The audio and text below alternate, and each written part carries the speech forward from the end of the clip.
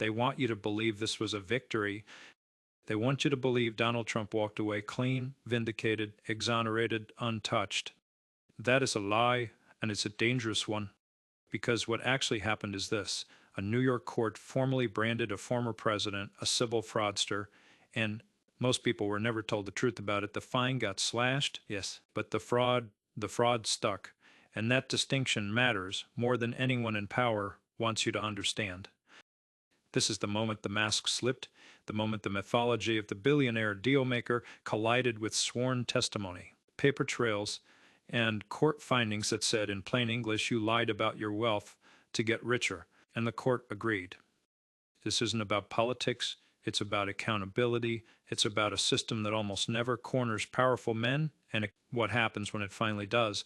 Because while headlines screamed Trump victory, the legal reality underneath tells a very different story. His wealth was exposed, his business credibility shattered, and his empire placed under legal threat. And here's the part no one wants to say out loud. If this had been you or me, we wouldn't be debating fines. We'd be fighting to keep our homes. This case isn't over. The consequences are real, and the truth is finally starting to surface. Whether anyone likes it or not, let's get something straight, because the public has been deliberately misled. The appeals panel didn't question whether Trump lied about his wealth. They didn't question whether his company manipulated asset values. They didn't question whether those lies were used to secure better loans, lower insurance premiums, and financial advantages regular Americans could never access. They agreed with all of it. What they ruled on was the size of the punishment, not the existence of the crime. That's a critical difference. The headlines blurred on purpose. The court said the original $500 million penalty was excessive under the Eighth Amendment, which prohibits disproportionate fines. That's a legal technicality, not a moral one. It doesn't mean Trump didn't commit fraud. It means the court thought the dollar figure went too far. And yet somehow that became Trump wins. That framing is a lie, because the court explicitly upheld the core finding. Donald Trump, his company, and two of his children are liable for fraud. Liable as in legally responsible, as in proven. The judges didn't hedge, they didn't waffle, they didn't soften the language. They confirmed that Trump inflated asset values for years to make himself look richer than he was, to manipulate banks, insurers, and lenders into giving him better deals. That's not business savvy, that's fraud. And here's where the media failure becomes dangerous. People hear fine reduced and assume case over. But that's not how the law works. The fraud finding stands, it stays on the book. It follows him. It shapes how banks, regulators, and courts treat him going forward. This wasn't a slap on the wrist. It was a judicial declaration that Trump's business empire was built on falsehoods.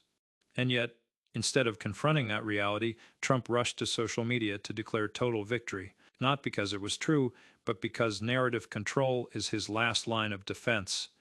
Because here's the uncomfortable truth. When the money talk stops working, when the smoke clears, all that's left is the record. And the record now says this: a court of law determined that Donald Trump committed fraud. That's not politics. That's not opinion. That's fact. And once that line is crossed, everything changes. Here's where the story gets uncomfortable, not just for Donald Trump, but for anyone who's ever bought the myth that wealth automatically equals wisdom, honesty, or intelligence. Because when you strip away the slogans, the press releases, and the chest-thumping declarations of total victory, what you're left with is something far more damning. A court of law concluded that Donald Trump inflated the value of his assets to gain financial advantage. That's not opinion. That's a finding from a New York judge after months of evidence, testimony, and documentation. Let's slow this down, because the mechanics of the fraud matter, and they're easier to understand than Trump wants you to believe. This wasn't a paperwork error.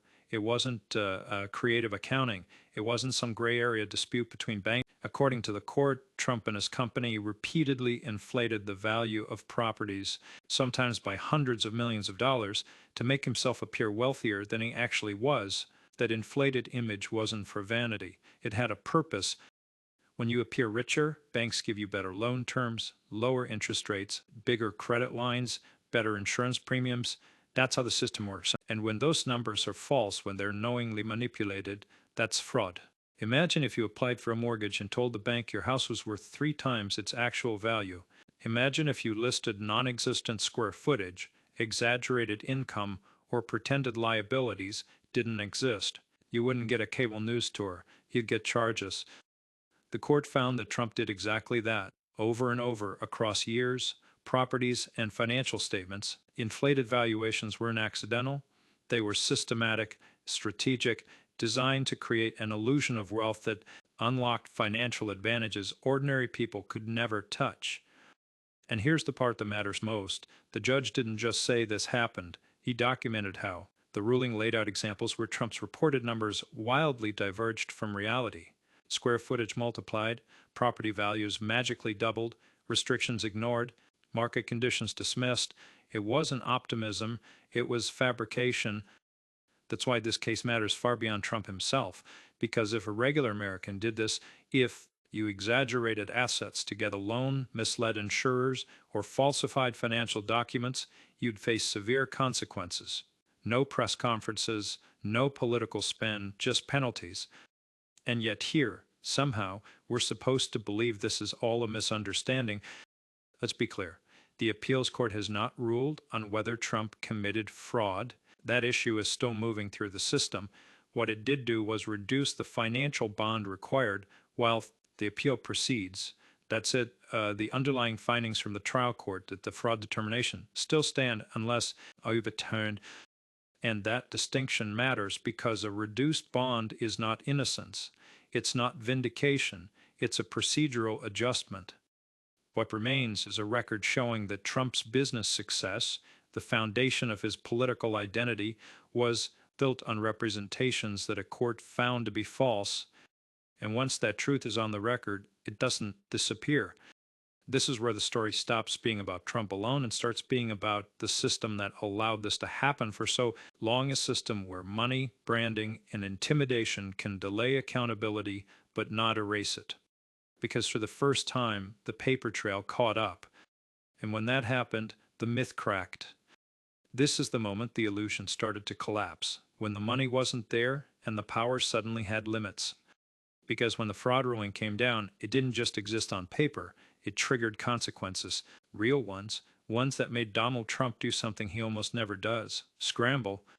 After the ruling, New York Attorney General Letitia James didn't posture. She didn't grandstand. She moved quietly, methodically, and that's what made it terrifying for Trump's inner circle. Her office began the legal process to seize assets if the judgment wasn't paid. Not hypothetically, not symbolically, practically. She named names: 40 Wall Street, 7 Springs Estate, Trump National Golf Club, Westchester. These weren't abstractions. These were properties Trump had long used as proof of his wealth, landmarks in the mythology of his success, and suddenly they were on the table. This is what people need to understand. When a judgment is registered in a county, it's not theater. It's a legal step toward seizure. It's how the state positions itself to take possession of assets if payment isn't made. And James' office did exactly that, registering the judgment in Westchester County, where some of Trump's most valuable properties sit. That's when the panic set in, because for all the talk of billions, Trump didn't just write a check. He couldn't. Instead, he was forced to post a $175 million bond, not as punishment, but as a lifeline, a temporary shield to stop the state from moving in while appeals played out. And that bond told the real story. A man who claims to be worth billions couldn't easily access $175 million in liquid cash. That alone shatters the illusion. It means his wealth isn't cash, it's leverage, valuation, paper. It's buildings valued high on spreadsheets, but difficult to turn into real money when it matters. This is the part most people miss. When courts start demanding cash instead of claims, the truth comes out fast.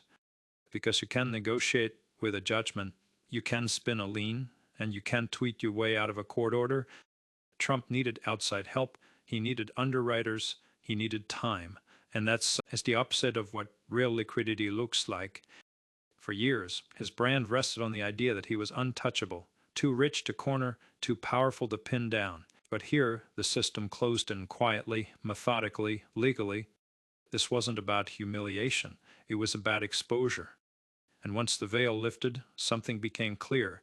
The empire wasn't built on endless cash, it was built on confidence, and courts don't run on confidence. They run on facts.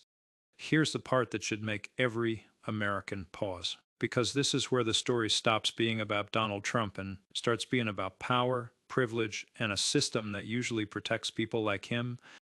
Let's be honest, this kind of accountability almost never happens at this level. Wealthy figures don't usually face consequences like this.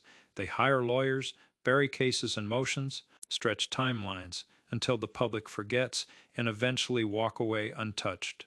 That's the system most people know and resent. But this case broke through that shield, not because the system suddenly grew a conscience, but because the evidence was so overwhelming, so meticulously documented, that even the usual defenses couldn't bury it. Paper trails don't care about fame, spreadsheets don't bend to bravado, and judges, when forced to look directly at numbers that don't add up, can't just shrug and move on. That's what made this different. For decades, Trump cultivated an image of financial genius, the master negotiator, the mogul who always wins. That image wasn't just branding, it was currency. Banks trusted it, media repeated it, voters absorbed it, and for a long time, no one seriously challenged the foundation of it. Until now, because once the courts forced transparency, the illusion cracked. This wasn't a political attack, it was a forensic accounting of how power actually moved through his empire, and what it revealed wasn't brilliance, it was manipulation. And here's the uncomfortable truth: most Americans would never get this much grace. If an average person inflated income on a loan application, misrepresented assets, or misled an insurer, the consequences would be swift and unforgiving.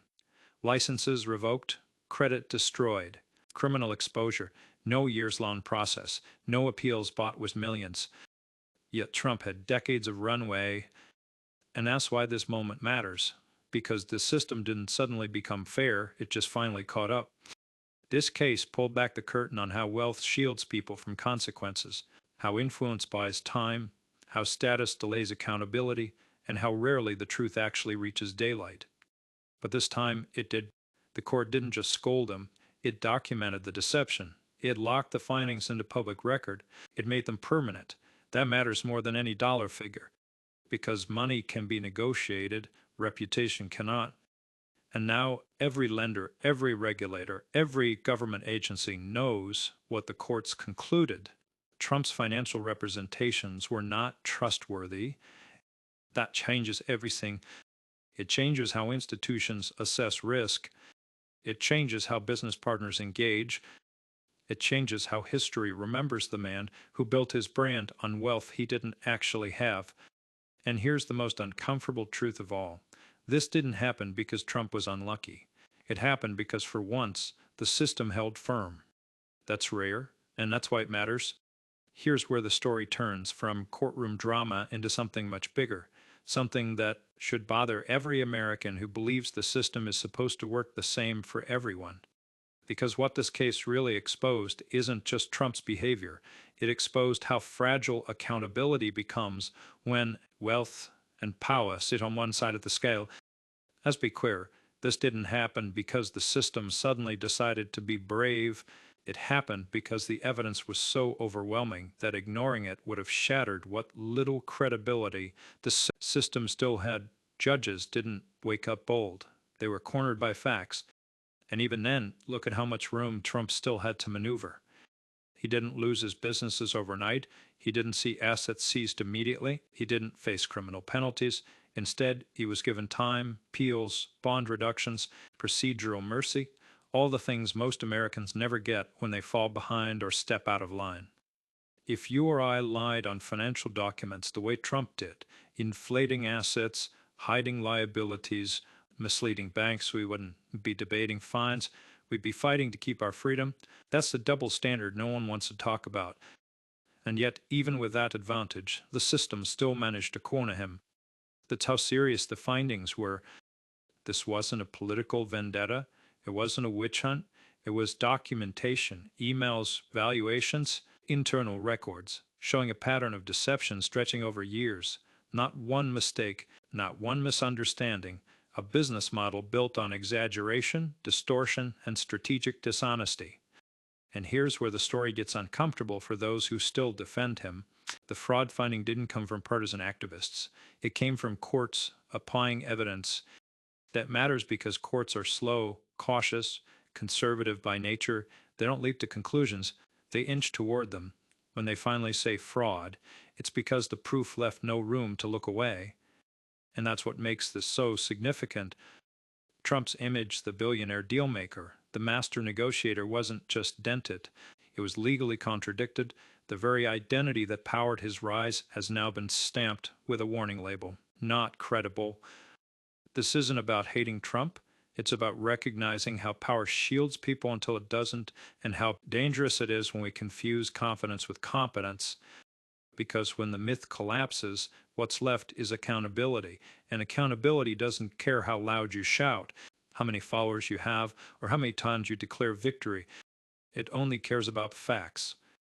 And the facts now live in court records, not campaign slogans. This is the reckoning, the part no press release can spin, no rally can erase, and no amount of bravado can outrun. Because when you strip everything else away, what remains is this: a former president of the United States has been legally branded a fraud by a court of law, not accused, not suspected, found liable. That is not a footnote in history. That is history. And yet, here we are watching people argue over tone instead of truth, watching political loyalty override documented fact, watching a man who built his identity on wealth and dominance now confront the one thing he can't control, a legal record that says his empire was built on lies. This isn't about whether you like Donald Trump, it's about whether truth still matters when power is involved. Because courts don't deal in vibes, they deal in evidence. And the evidence showed that asset values were inflated, risks were hidden, and financial reality was bent to serve a narrative that worked until it didn't.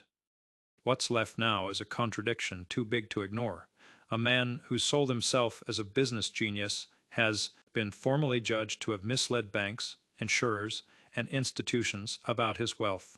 That finding doesn't vanish because a fine was reduced. It doesn't disappear because supporters cheer louder. It stays permanently, and this is where the consequences extend far beyond Trump himself.